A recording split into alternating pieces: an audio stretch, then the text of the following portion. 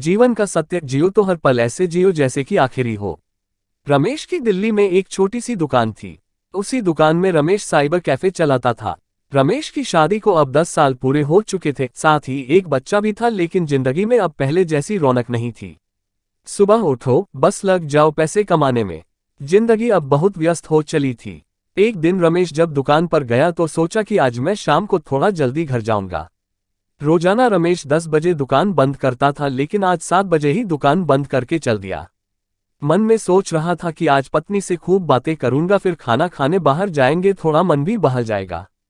रमेश जब घर पहुंचा तो श्रीमती उनको देखकर बड़ी खुश हुई। उस समय श्रीमती टीवी पर एक सीरियल देख रही थी। रमेश ने सोचा कि जब तक ये सीरियल खत्म हो क्यों ना कंप्यूटर पर मेल चेक कर लिए जाएं। बस यही सोचकर रमेश कंप्यूटर खोलकर बैठ गया। थोड़ी ही देर में श्रीमती ने टेबल पर ही चाय भी ला दी। रमेश चाय पीता हुआ दुकान का कुछ काम करने लगा।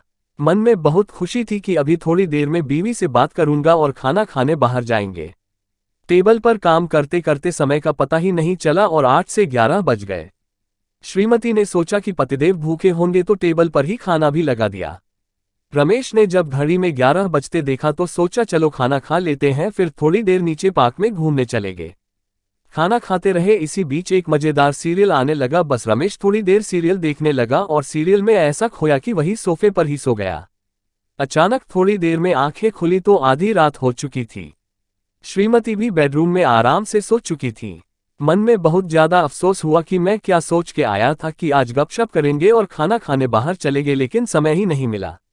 दोस्तों, हमारी भागदौड़ भरी जिंदगी भी कुछ ऐसी ही हो चुकी है। हम सुबह उठते हैं और बस लग जाते हैं जिंदगी की दौड़ में। थोड़े पैसे कमाने हैं, भविष्य को बेहतर बनाना है।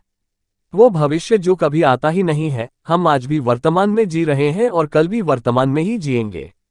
केवल यही समय हमारे पास है जिसमें हम अपनी जिंदगी को बेहतर बना सकते हैं। ना बीते समय पर आपका अधिकार है और ना ही आने वाले समय पर, लेकिन वर्तमान पर आपका पूरा अधिकार है। जिंदगी जी भर के जियो यारो, क्या पता कल हो ना हो।